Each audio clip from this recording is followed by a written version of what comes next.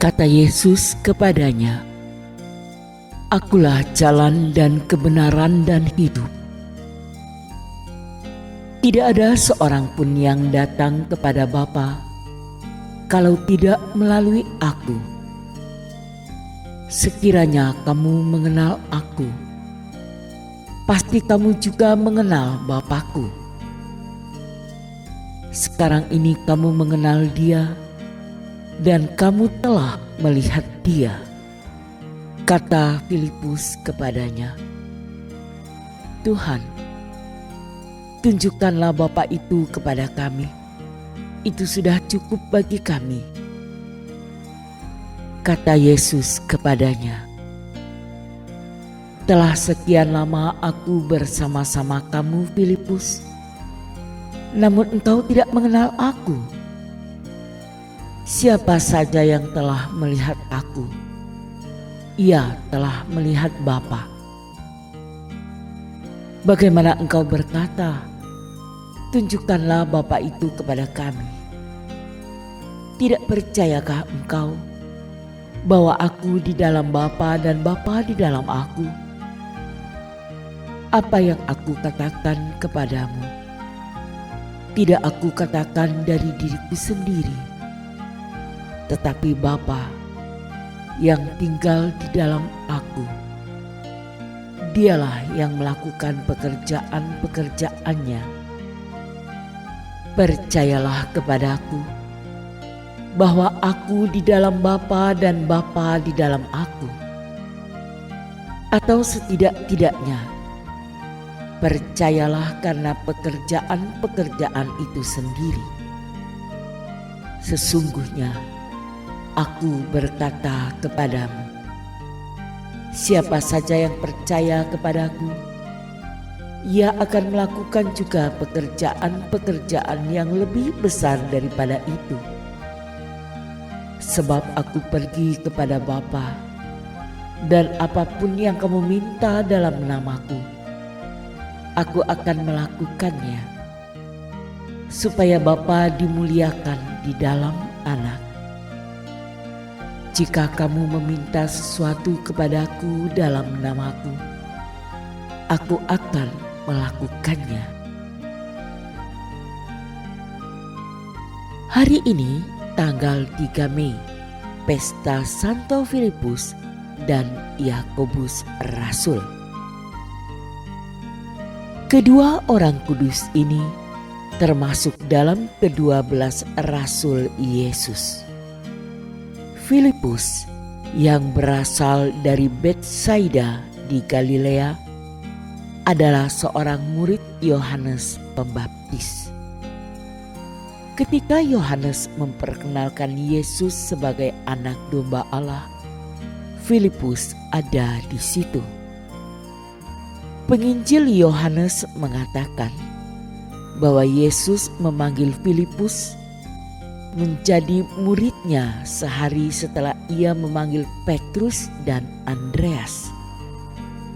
Meskipun tidak banyak bercerita tentang dia sesudah kenaikan Yesus, diketahui bahwa Filipus mewartakan Injil di Frigia, sebuah kota tua di Asia Kecil.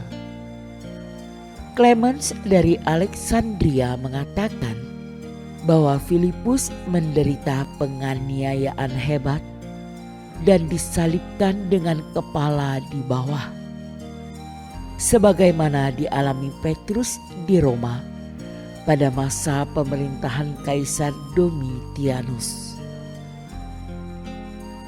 Injil Matius, Markus, dan Lukas memasukkan Filipus dalam daftar para rasul sebagai orang nomor 5 setelah Petrus, Andreas, Yakobus, dan Yohanes.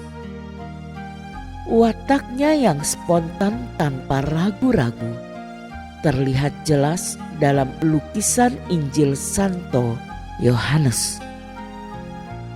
Tuhan Yesus bertemu dengannya dan berkata, "Ikutlah Aku." Ia tanpa ragu-ragu mengikuti Yesus, tak kala menerima seruan panggilan Yesus.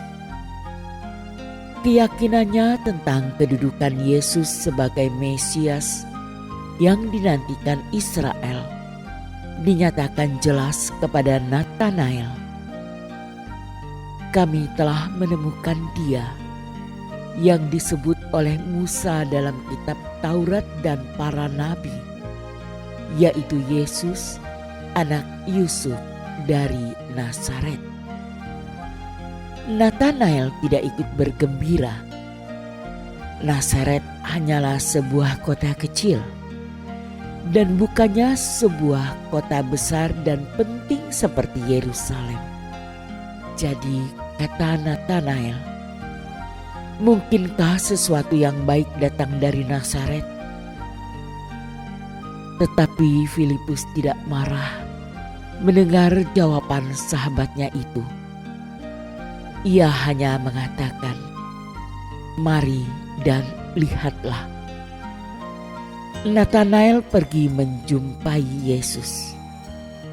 Setelah berbicara dengannya, Natanael juga menjadi seorang pengikut Kristus yang setia. Pada peristiwa perbanyakan roti untuk 5.000 orang, Filipus dengan spontan menjawab Yesus, "Roti seharga 200 dinar tidak akan cukup untuk mereka ini, sekalipun masing-masing mendapatkan sepotong kecil saja." Sebuah cerita yang berhubungan dengan kehidupan Filipus sesudah kenaikan Yesus disajikan oleh Eusebius dan penulis Kristen purba lainnya. Mereka mengatakan bahwa Filipus mewartakan Injil di Frigia dan meninggal di Hierapolis, Asia Kecil. Jenazahnya dimakamkan pula di Hierapolis. Kemudian relikuinya dikirim ke Roma. Sejak tahun 561 disemayamkan di Basilik Rasul-Rasul. Polikrates, uskup Efesus, dalam sebuah suratnya kepada Paus Victor II menyebutkan bahwa 2 orang anak Filipus hidup di Hierapolis, sedangkan yang lainnya di Efesus. Papias, uskup Hierapolis, mengenal baik anak-anak Filipus. Dari mereka, ia mengetahui bahwa Filipus pernah menghidupkan kembali seorang anak laki-laki yang telah meninggal. Tentang Yakobus, ia dikatakan bahwa ia termasuk salah seorang rasul Yesus. Ia disebut Yakobus muda untuk membedakan dia dari Yakobus tua yang terlebih dahulu menjadi rasul. Ia dikenal sebagai anak Alfeus dan saudara sepupu Yesus. Ibunya Maria termasuk bilangan wanita-wanita yang senantiasa melayani Yesus. Maria inilah yang mendampingi Bunda Maria sampai puncak Golgota, bahkan juga pada saat Yesus dimakamkan. Sebelum menjadi murid Yesus, ia bekerja sebagai petani untuk menghidupi keluarganya. Dalam kitab suci, ia baru dikenal setelah Yakobus tua dibunuh oleh Raja Herodes. Ketika para rasul terpencar untuk mewartakan peristiwa kebangkitan Tuhan, dan Petrus mengungsi keluar dari Yerusalem, Yakobus ini tetap tinggal di Yerusalem. Ia kemudian menjadi uskup Yerusalem yang pertama. Di Yerusalem, orang-orang Yahudi sungguh menghormati dia. Dia diberi julukan oleh orang-orang Yahudi sebagai yang adil karena mengetahui segala hukum Yahudi, dan dia sendiri tetap patuh pada hukum Taurat Musa. Meskipun demikian, sebagai rasul dan uskup, dia sangat menjunjung tinggi segala hukum Kristiani dan tidak berkeberatan kalau orang-orang Kristen bukan Yahudi dibebaskan dari tuntutan hukum Taurat, terutama kewajiban sunat. Hal ini terjadi pada konsili pertama di Yerusalem, di mana dia juga tampil berbicara dengan penuh wibawa dan kebijaksanaan.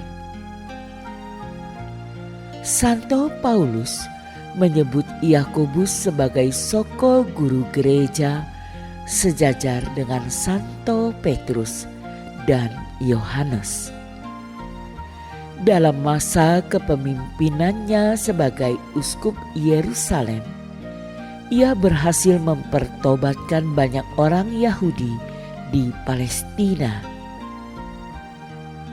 Ketika diadakan konsili di Yerusalem pada tahun 49, ia berdebat dengan Paulus tentang seberapa jauh orang-orang Kristen yang bukan keturunan Yahudi harus menghormati beberapa pokok hukum Taurat.